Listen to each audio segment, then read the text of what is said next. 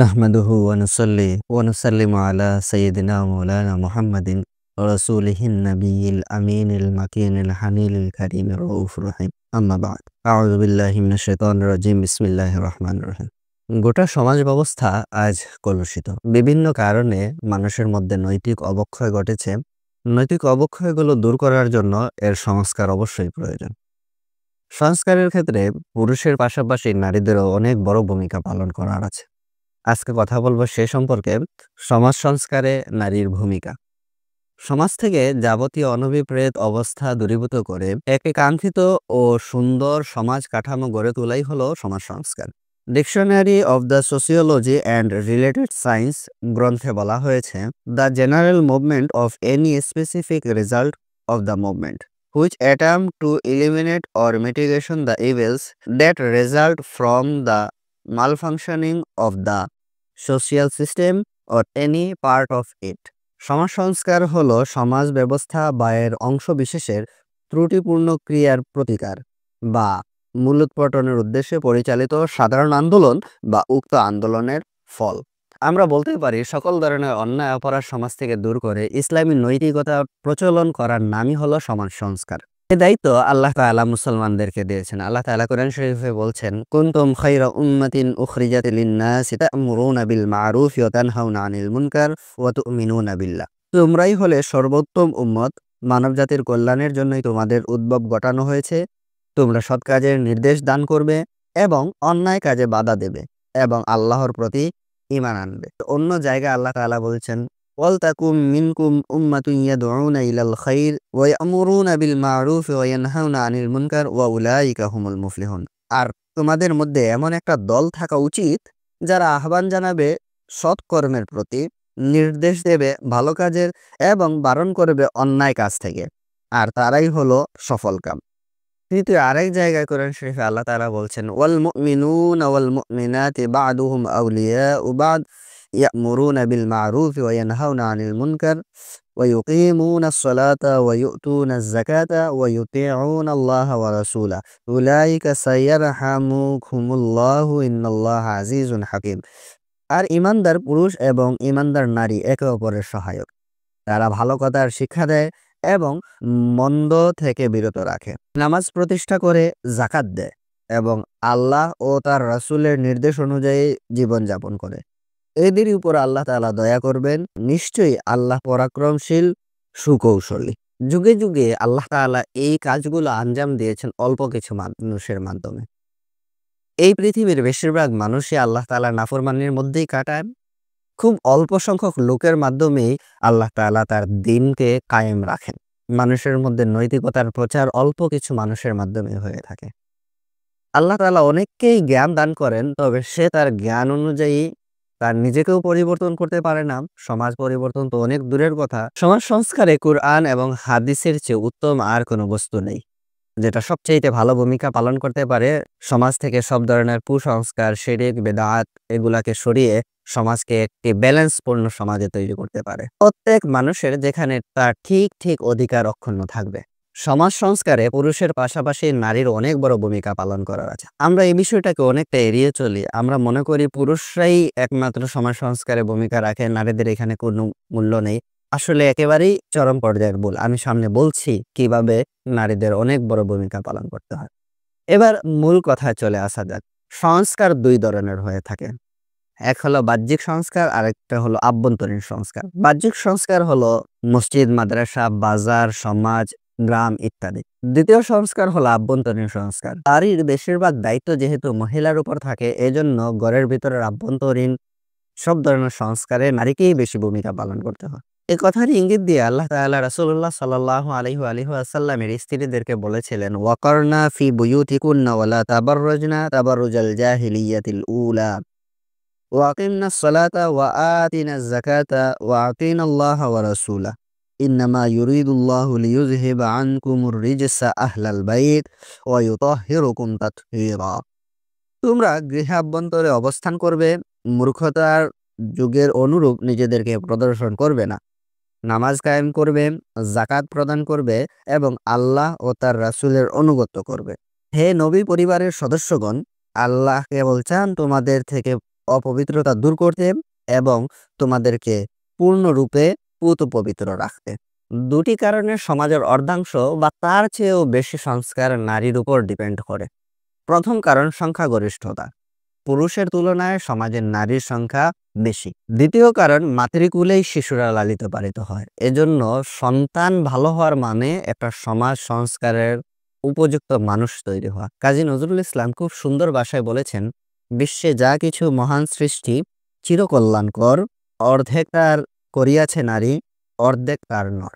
তখন কথা বললাম সমাজ সংস্কারে নারী কি ধরনের ভূমিকা পালন করতে পারে এর গুরুত্ব নিয়ে। এখন আসি কিভাবে সে তাকে একজন সমাজ সংস্কারক হিসেবে পরিণত করবে। নারীকে সমাজ সংস্কারক হতে হলে কিছু গুণ, কিছু কোয়ালিটির প্রয়োজন। প্রথম কোয়ালিটি হলো পুণ্যবতী হওয়া।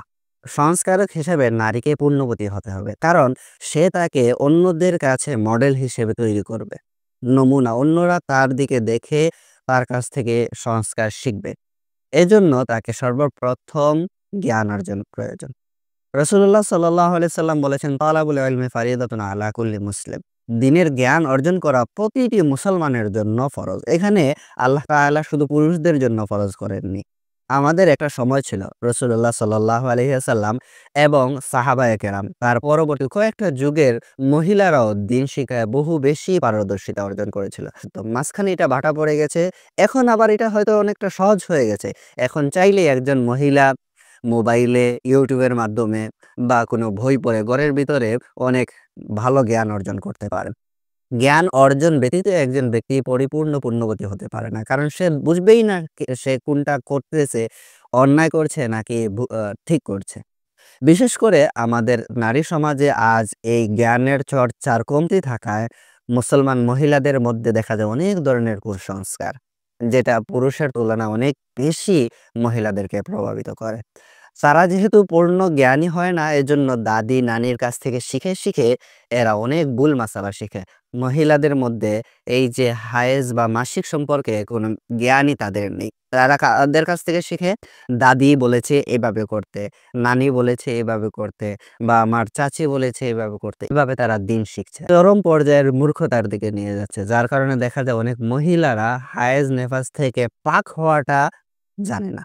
সংস্কারের ক্ষেত্রে নারীকে জ্ঞান অর্জন করা খুবই জরুরি। দ্বিতীয় উপাদান বাগ্মিতা ও বিশুদ্ধভাষিতা। ইসলামের দাওয়াত অন্যের কাছে পৌঁছে দিতে হলে ব্যক্তিকে সর্বপ্রথম সুন্দর ভাষায় কথা বলা শিখতে হবে। এক্ষেত্রে পুরুষের মতো মহিলারাও সুন্দর কথার অনুশীলন করবে।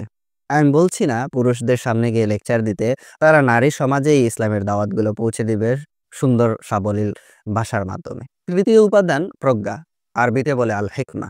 দাওয়াত প্রদান ও শ্রোতার নিকট তার কথাকে পৌঁছে দিতে হলে হিকমত অবলম্বন অবশ্যই জরুরি। কোনো বস্তুকে তার যথাস্থানে রাখার নাম হলো হিকমত। হিকমত আল্লাহ তাআলার অনেক বড় নেয়ামত। আপনি যদি কোন সময় কার সাথে কিভাবে কথা বলতে হবে, স্থান কাল পাত্রভেদে কথা বলতে না পারেন, তাহলে আপনার এই কথাগুলো অসার হয়ে যাবে। কেউ আপনার কথা মানতে চাইবে না, গ্রহণ করতে চাইবে না। হিকমত না থাকার কারণে অনেক সময় কাঙ্ক্ষিত লক্ষ্যে পৌঁছা সম্ভব হয় না। আল্লাহর পথে দাওয়াতের ক্ষেত্রে হিকমত হলো সম্বোধিত ব্যক্তিকে তার মর্যাদা অনুযায়ী আহ্বান করা। যদি ব্যক্তি মূর্খ হয় তাহলে তার সাথে এক ধরনের ভাষায় কথা বলতে হবে। যদি ব্যক্তি আলিম হয় তবে গাফলতির মধ্যে থাকে, তাকে এক ধরনের ভাষায় বোঝাতে হবে। আবার যদি আলিম হয় আর অহংকারী হয় তাহলে তার সাথে অন্য ধরনের আচরণে কথা বলতে হবে। এগুলো হলো হিকমতের অংশ। এই বিবেচনায় ৩ ধরনের মানুষ হয়। ১ মূর্খ, আল জাহিলু। ২ অলস আলেম, আলিমুন মুতাকাসিলুন। ৩ হঠকারী আলেম, আলিমুন মুআনিদুন। ৩ ধরনের মানুষদের মধ্যে সবাইকে এক নিক্তিতে ওজন করলে হবে না। রাসূল সাল্লাল্লাহু আলাইহি ওয়াসাল্লাম প্রত্যেক আলাদা আলাদা ব্যক্তির সাথে আলাদা আলাদা দাওয়াতি আচরণ করেছেন। যেমন এর উদাহরণ ইমাম বুখারী, ইমাম মুসলিম রহমাতুল্লাহ আলাইহি সহ অনেকগুলা হাদিস গ্রন্থে এর একটি ঘটনা উল্লেখ আছে। রাসূলুল্লাহ সাল্লাল্লাহু আলাইহি ওয়াসাল্লামের দরবারে একবার এক বেদুইন বৃদ্ধ এক লোক এসে হাজির হলেন। তো লোকটি মসজিদে নববীর এক পাশে গিয়ে প্রস্রাব করা শুরু করে দিল। লোকটিকে প্রস্রাব করা থেকে বাধা দিতে সাহাবায়ে কেরাম চিৎকার করে তাকে বাধা দিতে চাইলেন। এমন সময় রাসূলুল্লাহ সাল্লাল্লাহু আলাইহি সাল্লাম সাহাবীদেরকে নিষেধ দিয়ে বললেন যে লা তুজরিমুহু, তাকে বাধা দিও না, তাকে প্রস্রাব করতে দাও। রাসূলুল্লাহ সাল্লাল্লাহু আলাইহি সাল্লাম তাকে কাছে আনলেন এবং বললেন, "মসজিদ সমূহে প্রস্রাব করা বা একে নাপাক করা উচিত নয়। ইন্নামা হিয়া লিযিকরিল্লাহি আযজা ওয়া জাল্লা, এটা আল্লাহ তাআলার জিকিরের জায়গা, ওয়াস সালাতি আর নামাজের জায়গা, ও কিরাআতিল কুরআন, কোরআন শরীফ তিলাওয়াতের জায়গা।" লোকটি রাসূলুল্লাহ সাল্লাল্লাহু আলাইহি সাল্লামের ব্যবহারে খুবই অবাক হলেন আর দোয়া করতে লাগলেন, "আল্লাহুম্মা রহামনি", হে আল্লাহ আমাকে ক্ষমা করে দেন, ওয়া মুহাম্মাদা, আর মুহাম্মদকেও মাফ করে দেন, ওয়ালা তারহাম মা'না আহাদা, আর আমাদের সাথে অর্থাৎ আমাকেও মাফ করে দিন আর মুহাম্মদ সাল্লাল্লাহু আলাইহি সাল্লামকে মাফ করে দিন। আর কাউকে আমাদের সঙ্গে মাফ করবেন না। কারণ লোকটি বাকিদের প্রতি গ্রাম্য লোক ছিলেন, বাকিদের প্রতি অসন্তুষ্ট ছিলেন।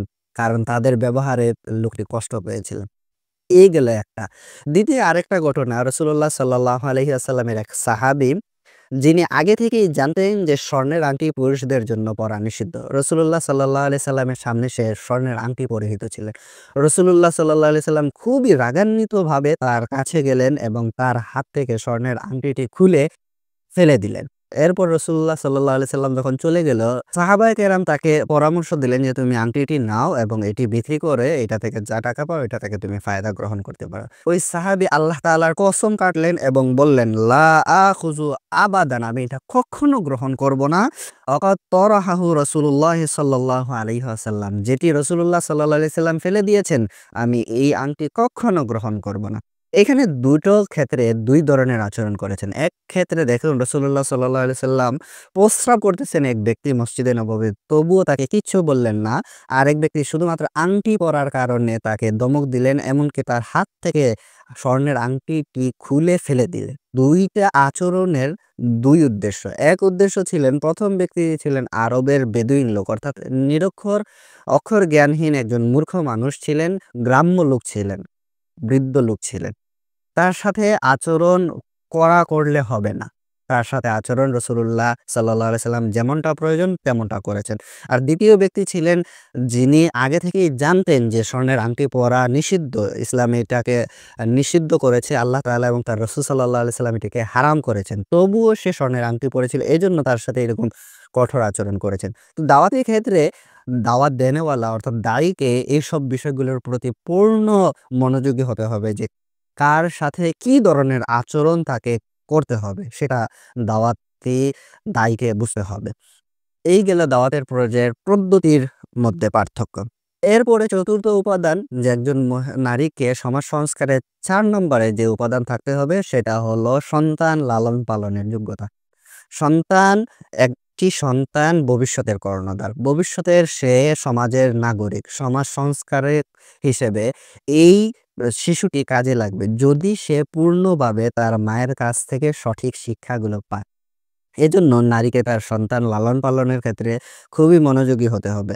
কোন ধরনের শিক্ষা তাকে দিবে সেটার প্রতি খেয়াল রাখতে হবে। কারণ আজকে যা শিখাবে সে এটা ভবিষ্যতে সমাজের মধ্যে প্রচলন করবে। এজন্য নারীকে সন্তান লালন পালনের সুন্দর পদ্ধতিগুলোকে শিখে রাখতে হবে। এবং ৫, যে নারী সমাজ সংস্কারে যেসব ভূমিকা রাখবে এর মধ্যে ৫ম নাম্বার হলো দাওয়াতি তৎপরতা। আগেও বলেছি যে মহিলারা তাদের মহিলা সমাজে দাওয়াতি কার্যক্রম চালিয়ে যেতে হবে।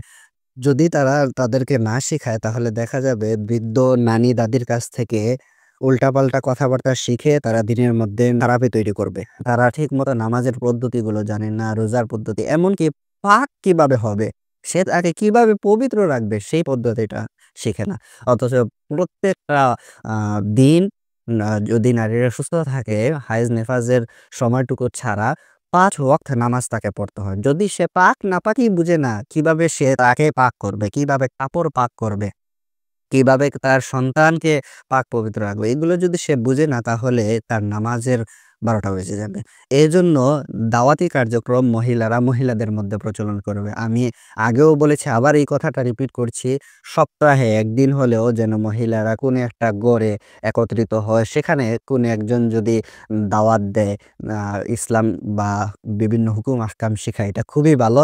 কমপক্ষে মাসে বাৎসরিক বিভিন্ন প্রোগ্রামে লেকচার শুনতে পারে, তারা বইগুলো পড়তে পারে। এগুলা খুবই জরুরি। দাওয়াতি কার্যক্রমই আ চালু দাওয়াতি কার্যক্রমও চালু রাখতে হবে। এই যে কথাগুলো বললাম, আল্লাহ তাআলা আমাদেরকে এই সবগুলো কথার উপর আমল করার তৌফিক দান করুক। এই সম্পর্কে আপনাদের কোনো প্রশ্ন থাকলে অবশ্যই কমেন্টে এ সম্পর্কে জিজ্ঞেস করবেন। আর যদি ভিডিওটি ইনফরমেটিভ লাগে তাহলে অন্যদের কাছে প্রচার করবেন। আল্লাহ তাআলা আমাদের সবাইকে দ্বীনের পথে অটুট থাকার তৌফিক দান করুক। আসসালামু আলাইকুম ওয়া রাহমাতুল্লাহি ওয়া বারাকাতুহু।